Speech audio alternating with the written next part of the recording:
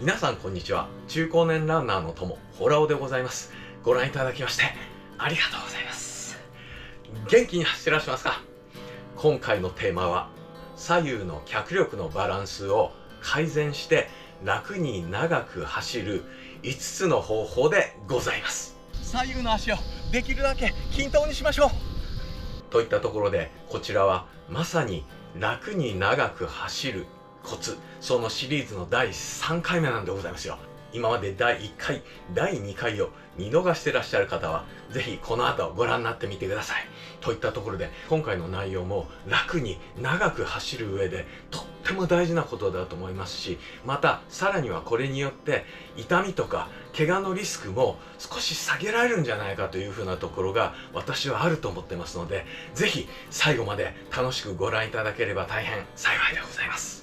といったところで、その5つの方法を申し上げるまでにちょっと前段のご説明をさせてください。ここが非常に私としては大事なところだと思ってますので、ぜひよろしくお願いします。ということで、少し私のお話をさせていただきますと、私も30年以上走っているランナーなんでございますけども、長い間走っておりますうちに、例えばマラソン大会の後半とかで必ず大体同じところがするようになったんですね。で、練習のロング走をやった時にも終盤にやっぱり同じところがちょっとおかしくなっちゃうんですよ。で、それが私の場合は左のふくらはぎなんですけども、ある特定の箇所が痛む癖を持ってるってところが結構気になってたんですけども、それが2年前のフルマラソンの大会でドッカンと出ちゃいまして、もうゴール直前のところでその左のふくらはぎがつるところを越えて痙攣みたいな感じになっちゃいまして、でもえらいことになっちゃいまして、さあ皆様、皆様ね、受付していただいたままの2回となっておりますので、ぜひこちらにお進みください。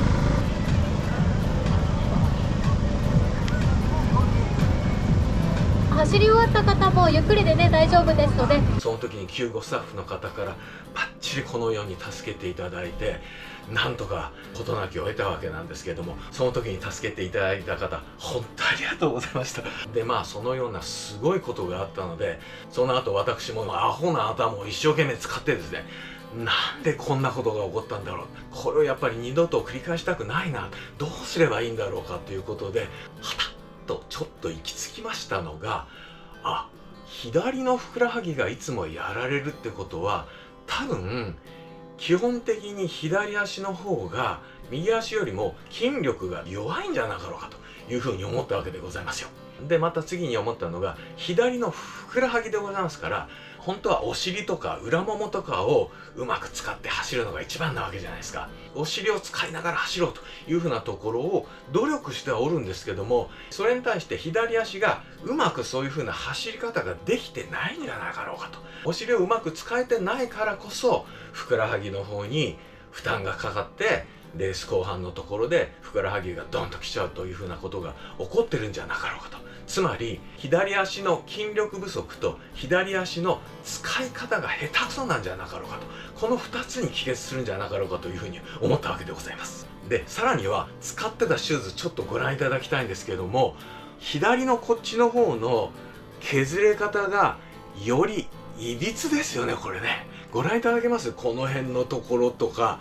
あららっていうぐらいちょっと変な削れ方してるじゃないですか。というふうなところもございまして、私はこうじゃなかろうかというふうに思ったわけでございます。ということで、その2年前の私にとってはその大事件のところから、その左右のバランスといったところに真剣に取り組み始めたわけでございますよ。で、またさらに私の中で非常に腑に落ちたところが、このランニング、特にマラソンでございますね。こういうふうに長距離走るこのスポーツといったところは延々と同じ動きを続けてますよね。しかもこの同じ動きっていうのがずっと左右対称の動きを続けてるわけじゃないですか。となると、ほんと左右のちょっとしたズレがあっただけで長い時間走って、そのズレがだんだん大きくなっていくわけじゃないですか。それでレース後半のところでドカンと出てしまうと、こういう風な流れなんじゃなかろうかと思ったんですよ。考え方としておかしくないですよね。ですから走るこの動き自体が左右均等であればあるほどバランスが取れて楽に長く走れるんじゃないか。でまたどっか特定の左のどこかとか右のどこかとかっていうふうなところを痛める可能性と、そういったリスクも減っていくんじゃなかろうかというふうに思ったわけでございます。考えてみましたら、これだけ長い時間左右均等な動きを続けるスポーツってないですよね。例えば私、学生時代は野球とサッカーにずっと熱中してたわけなんですけども、野球っつったらもう打つ動作もう全然左右対称じゃないですもんね。そうです、野球でバットを振るときにはこうですからね、全然均等じゃないですよね。そうですよね。私はもともと右利きで、そして右投げ右打ちだったわけでございますから、もう右をバンバン使ってたわけでございますよね。ですからある意味ちょっと言葉が適切ではないかも分かりませんけども、私は成長期に左右のバランスがかなり違うスポーツをやっていたということになるわけですよね。でそれによって成長したわけですから、その体の使い方とかも右と左ではかなりその違いが出てくるようなことに私自身がなっていったと思うんですね。で多分皆さんもその部活されてた方とかはそういうふうなところが少なからずあるんじゃなかろうかと思うわけです。それが例えばこういうふうに中高年になって、よしランニングやっかマラソンやっかってなった時に、左右均等なスポーツをやるにあたってどうしてもズレが出てきて、そこのところで少しほころびが出てくるって言いましょうかね。そこのところで場合によってはバランスが崩れて傷んだりするケースだとか、なんか楽にスムーズに走れないみたいなことが起こっているというふうに推測されるわけでございます。でその違いを図らずも立証されたのが、若い頃池にこの手漕ぎのボートあるじゃないですか。その時には女の子を誘って乗っけたわけでございますからね。ボートそうやって漕ぎ出すじゃないですか。で自分としてはまっすぐ漕いでるはずなのに、ふと見たらキューンって曲がるんですよ。あれ面白いですよね。ご経験ある方多いでしょ。やはりこうやって漕いでても左右を均等に漕ぐのってとっても難しいですよね。筋力もありますし、そのオールの使い方とかもありますよね。そういう風なのでずーっとボートがまっすぐ行ってくれなくてキュンキュンキュンキュンキュンキュンってこうなっちゃうわけでございますよね。でその時にやっぱ左右のバランスは俺はとってもおかしいなってその時気づいたわけなんですけども、でもそういう風な左右の不均等が腕で起こってるとしたら、足でもちょっと起こってるかもしれないじゃないですか。そうなるとちょっともったいないことに絶対になりますよね。そういう風な左と右のバランスはランニングとかマラソンやる上ではできるだけ合わせたいじゃないですか。でそのための努力をすごくしたいなというふうに思いまして、ただやっぱり作られてきた骨格上のところで足の長さは違うでしょうし、利き腕利き足とか、いろんなやっぱり左右っていうのはもともと違うように出来上がっているので、そこを根幹から直すことはできないんですけども、少なくとも自分が努力してその筋力の部分であったりとか、その使い方をできるだけ意識するとか、そういうふうなところで、例えば右足が10のパフォーマンスができて左の足が5ぐらいのパフォーマンスしかできてないとしたら、でここがそういうふうにバーッと上がったら走りの総合力としては当然上がりますよね。といったところでこの左右のバランスをうまく取っていこうっていうところは、我々中高年ランナーにとってとってもなかなかいい作戦だと思いませんか？で私の場合はそのように右足の出来が良くて左足の出来が良くないとちょっと左足かわいそうみたいな感じなんでございますけど、そこのところでキーワードとしては、出来が良くない足君が出来の良い足の方をできるだけ真似ようと、それだけで総合力がアップするなんて素晴らしいなと思いますし、またこれは何かしら新しいスキルを習得するとかそういうことじゃないじゃないですか。あくまで自分のもう片方の足の方が模範先生なわけですから、もう右足にできてるんだから左足にできないことはないじゃないかっていうふうに思えるわけでございますよ。でまたさらには相乗効果として左足がバーッとこううまく動いてくれば、先ほど申し上げたようなお尻をうまく使った走り方とかもやはり右足の方がうまくお尻使えてるなっていうのが自分でもう感覚としてあるんですよ。でそれに対して左足がどうもうまく使えないっていう風なジレンマが結構ございまして、ところが今のようなその左足のレベルがこうやって上がってくると、そのお尻の使い方とかもどんどん良くなってくるわけじゃないですか。で結果的に先ほどのような左のふくらはぎの負荷が減ってもう万々歳ということになるんじゃなかろうかというふうに思うわけでございますよ。いかがでしょうか。今のお話ご納得いただける部分ございましたでしょうか。ご理解いただければ大変嬉しいございます。といったところでここからお待たせいたしました、その改善するための5つの方法のところに参りたいと思います。まず1つ目は、その弱い方の足をより入念にストレッチ、筋トレをやるということでございます。これは結構皆さんやってらっしゃる方も多いと思うんですよね。私もそういう風にやりまくっております。例えばストレッチのところでやはりその弱い足の方がうまく曲がらなかったり、あと可動域がちょっと狭かったりとかっていう風な場合は、そこのところをとても入念にやるようにしてますし、でまた筋トレの時にはその弱い方の足をちょっと回数を増やすとかですね、そういったことをやってるんです。例えば私足上げとかをやった時とかにも如実に感じたんですよね。このパンパンってこう足を上げるやつあるじゃないですか。あれ右がピョンピョンピョンってできるのに、左があれ上がんないみたいな感じでこんな感じだったりするわけでございますよ。ポンポンポンポン。右は結構最初スムーズに上がったんですけど、左でこれやってみたらよいしょよいしょよいしょよいしょってほとんど最初上がんなかったんですよ。もうそれでびっくりして、これでこちらを結構重点的にやるようにしたら、今でもまだいまいちなんですけど、少しは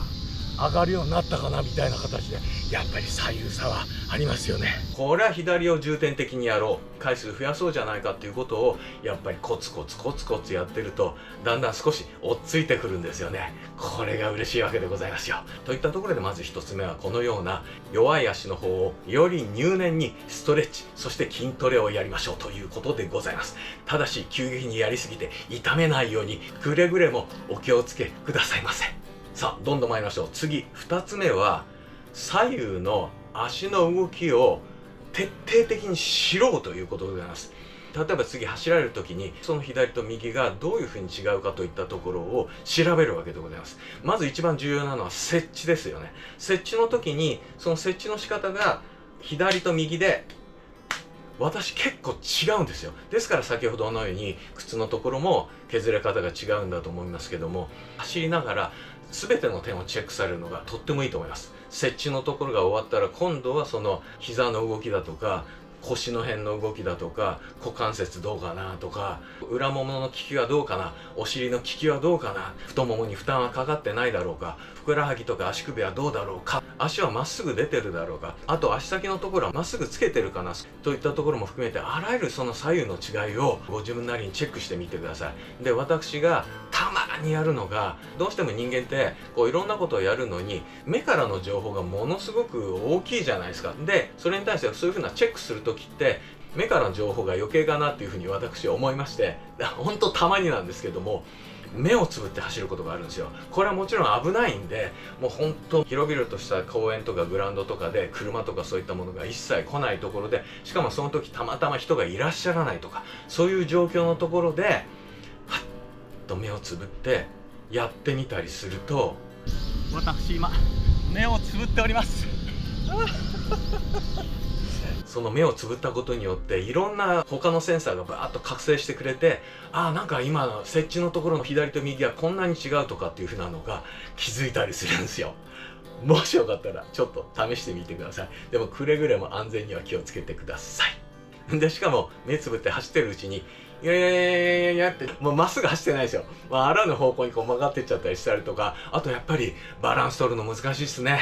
もうちょっとちょっと怖いみたいな感じになったりもします。ということで、こういう風な左右の違いのところをとにかく情報収集をしましょう。で、私の場合は特にやっぱり接地のところが自分で違うな、左足の方下手くそだなっていう風にいつも思っております。さあ、そして次3つ目でございます。今度はまず良い方の足を意識して走るんですよ。それを少しやった後ですぐ今度は切り替えて、出来の悪い方の足を意識して走るんですよ。これを繰り返すんですよ。ですから私の場合はまず出来のいい右足の方を意識して走る。うまく走れてんな、やっぱりこうだよな、よしこれを覚えてさあ切り替えるぞ、はい、出来の悪い左足、やっぱりダメだ、ここがダメなんだよ、そうもう一遍戻すよ、はい右、やっ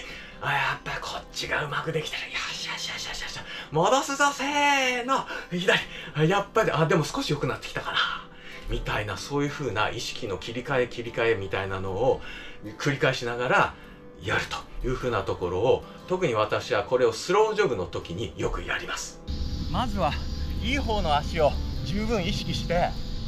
今度は良くない方を意識していい方を真似る。でそれを繰り返していくと。これはもう先ほどの2番のところで、どこが左右違うかなっていったところをしっかりこう自分の中で情報を入れてたら、それを元にして今回のこの3番のところでそういったところを意識しながら、よーし右足こっちはいいぞ、で左足今度はこっちだみたいな感じで、意識をとにかくいい方、良くない方、いい方、良くない方みたいな感じで切り替えてやったりすると、やっぱりそれずっとちょこちょこ繰り返してると、良くない方の足がなんとなくうまくだんだんアジャストし始めるって言いましょうかね、勉強し始めるって言いましょうか、そういう風なところを私自身はとっても感じてるんでございますよ。これほんとシンプルなことなんですけども、おすすめします。ぜひ一度お試しくださいませ。で次4番目でございます。今度はリズムの頭を弱い方の足に持ってくるという作戦でございます。これはどういうことかというとですね、こう走る時にやっぱり皆さんリズム取ってらっしゃるでしょ。私もリズム取ってこう声出しながら走るのが大好きなんですけど、例えばもう私の定番だとワッセワッセワッセワッセってやってるじゃないですか。で今そのワッセのところでワッセワッセのところでいくと和が強いじゃないですか。まあリズムの頭みたいな感じがそこあるじゃないですか。ワッセワッセで、そこのところで気づいたら得意な右足の方でワッセワッセワッセって私よくやってるんですよ。そこのところも例えば逆に変えて、そのリズムの頭和のところを左足にするんですよね。ワッセワッセワッセ。例えばワッセの時に右足の方をワッセの和のところでいくとすると、ワッセワッセワッセワッセってこうなるじゃないですか。ところが例えばこれを切り替えて、今度は左足のところでワッセの和が来るようにすると、ワッセワッセワッセワッセ、こういう風になるわけですよ。これで全然結構違うんですよね。つまりそのリズムの頭のところに自分の意識がより集中しますし、でそれによってよしもう少しこんな感じで走れるようになりたいとかっていう風に、ここをちょっと修正してみようという風なのが反映されやすい感じが私はとってもするんですよ。もうこれは非常に私の個人的な感じなのかもわかんないですけど、ですから皆さんも普通に走ってると自然にどちらかでやってるはずなんですよ。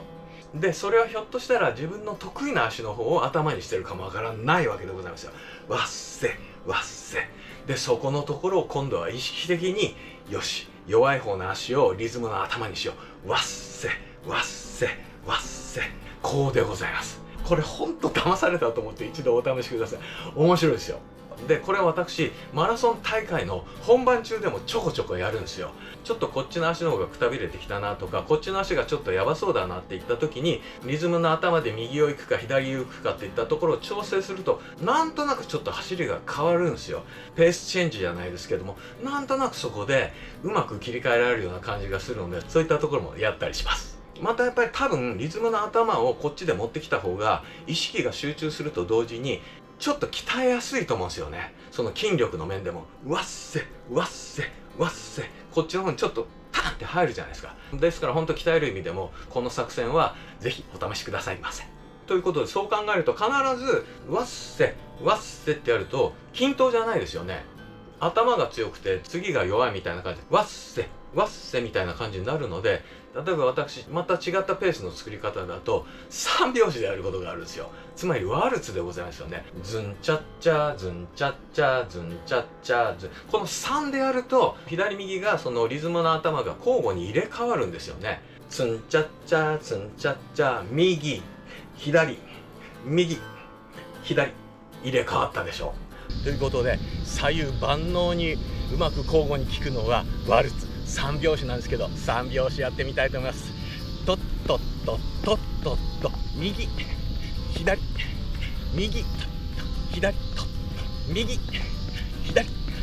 こういう風になるわけですよ。これとっても左右均等になっていいでしょう。3拍子でやると入れ替わるんで、左と右に均等にかかってくれるんで、そのような走り方を一時期ものすごく意識してやってた時期もございました。今もちょくちょくやります。で、今の3拍子を意識している時には、私は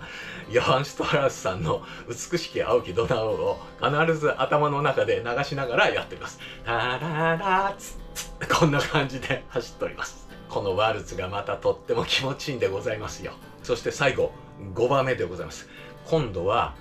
出来がいい方の足のそのペアの手を動かさないで腕振りするでございます。つまり例えば私の場合は右足の方が出来がいいんで、右手をここに固定して左手だけを振りながら走るんでございますよ。そうすると私の場合は左足の動きの方にものすごく意識が勝手にいくんですよ。でしかも左足の方がものすごく鍛えられるんですよ。といったところで、これは結構強引な方法かもわかんないですけども、私は好んでトレーニングとしてやっております。そうです、片方の手だけ振るってのが、これがすんごい効くんですよ。とっても私気に入ってます。いきますよ。うわっせうわっせうわっせうわっせで、私の場合は左足の方をより意識してより鍛えたいわけですから、そうすると右手の方をこうやって固めて、で左手だけを振るんでございますよ。いってみますよ。これ効くんですよ。左足の方により集中できるんですよね。左足にガンガン意識がいくわけでございます。ちょっと強引なやり方だと思うんですけどねということで、これお試しください。でもほんとこれやると腕振りしないっつうのは辛いですね。もうこうやってた方がほんと楽っすよ。ところがそれをもう片っぽを固定してこっちだけ腕振りながらやると、もういろんな体の中で化学反応が起きるんでしょうね。私の場合は左足が頑張ろう頑張ろうってしてくれるんですよ。ですからほんと左足のいいトレーニングになるんですよ。でここはひょっとしたら皆さんで、いやいや俺は違うよと、左足を頑張らせようと思ったら、俺は右手だけを腕振りした方が左足により集中できるな、左足がより鍛えられるなっていう方もいらっしゃるかもしれません。ですからそこのところはもう皆さんのもう感覚に従ってやってくださいませ。でもこれはもう走りながらも片方だけを重点的に鍛えていく、意識していくということでは、私かなりいい方法なんじゃないかというふうに思っております。ぜひこちらの方も騙されたと思って一度お試しくださいませ。ということで以上が内容でございました。今5つ申し上げたんですけども、さらにはその締めくくりとしましては、そういうふうに走られてきたらだんだん感覚が違ってきたりすると思うんですよ。あ、なんかちょっと弱い足の方がうまく使えるようになってきたぞ、いい足の方にだんだん近づき始めたぞっていう感覚を持たれると思うんですよね。でもそうなったらとっても嬉しいですよね。でそういう時にはちょこちょこ、もしよろしかったら自分でフォームを撮影してみるといいと思いますよ。今時だとスマホで十分撮れますんで、それを右側から撮る、また左側から撮るみたいな感じで、左と右の違いが分かるように、もしくは例えば前から撮った方が分かりやすいっていう方もいらっしゃるかもわかんないですよね。でさらには後ろから撮った方が分かりやすい場合もあるかもわかりませんし、その辺は皆さんでどんどん工夫されて、いろんなアングルから撮影されてみて、それで少し自分が思ってきた通り良くなってきたかもわかんない、いやまだまだちょっとこの辺のところがおかしいな、今度ここやってみようとかっていう風にいろいろまた気づかれる部分もあろうかと思いますので、そういう風なトライもされてみてはいかがでしょうか。といったところで今回の内容がなかなか楽しかったな、ちょこっと参考になったなというふうに思われた方の中で、まだの方がいらっしゃいましたら、もしよろしければぜひチャンネル登録いただければ大変幸いでございます。またいいねもう絶賛お待ちしております。では最後までご覧いただきましてどうもありがとうございました。今回ご提案した5つの方法のところのどれか1つでもトライしていただければ私としては大変嬉しいございます。またさらにはそれが皆さんの中で、ほらこれなかなか良かったよ、結構いい効果出てきたよというふうに思っていただければもう本望でございます。がしかし一方で、私先ほど申し上げましたように、その2年前のレース最後のところの大トラブルのところから、この左右のバランスのところを考えて自分なりにはかなり努力をしてきてるつもりなんですけども、なかなかこれ強敵なんですよ。なかなか手強いですよ。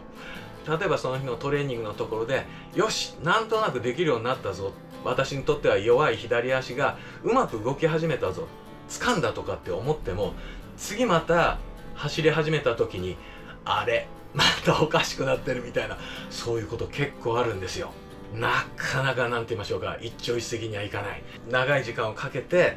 積み上げながら左右のバランス差のところをじわじわいくのが、これもコツコツいくしかないなっていうふうに私は肌で感じております。でもとにかくこの努力だけは絶対続けていこうと、楽しく積み重ねていこうというふうに思っております。まあやはり考えてみますに、こういったところに気づいて修正しだす前のところでもう長い年月生きてきてますんでね、もうそういうところで体に染みついたもの、体の構造上そうなってしまっているものみたいなところもございますんでね。でもそれに対してここはやっぱり詰めていくことは素晴らしいことだと思いますので、皆さんも楽しくコツコツチャレンジしていかれてはいかがでございましょうか。これは必ずいい方向に実を結ぶ、悪い方に行くことはないというふうに私は信じております。でも一方ではやはり長年自分の中で作られてきたバランスっていうのはあるとは思うんで、それを急激に変えていくっていうふうにあまり無理にやると、かえってそのフォームが崩れたりとか、逆になんか変な揺り戻しが来てどっかを痛めたりとかってする可能性もあると思いますので、あまりとにかく最初の頃とかは激しくもう左右違うからもう左足だけもう特訓だみたいな感じでそこまでやられないで、弱い足の方に少し負荷をかけ身にするとか、そんな感じでチラチラじわじわ始められるのがまずいいんじゃなかろうかというふうに思います。といったところで、お互い怪我とか痛みがなく楽にスムーズに走れるように楽しんでやっていきましょう。ではまたお会いしましょう。さようなら。では皆さん、お互いに楽しく走っていきましょう。ではでは。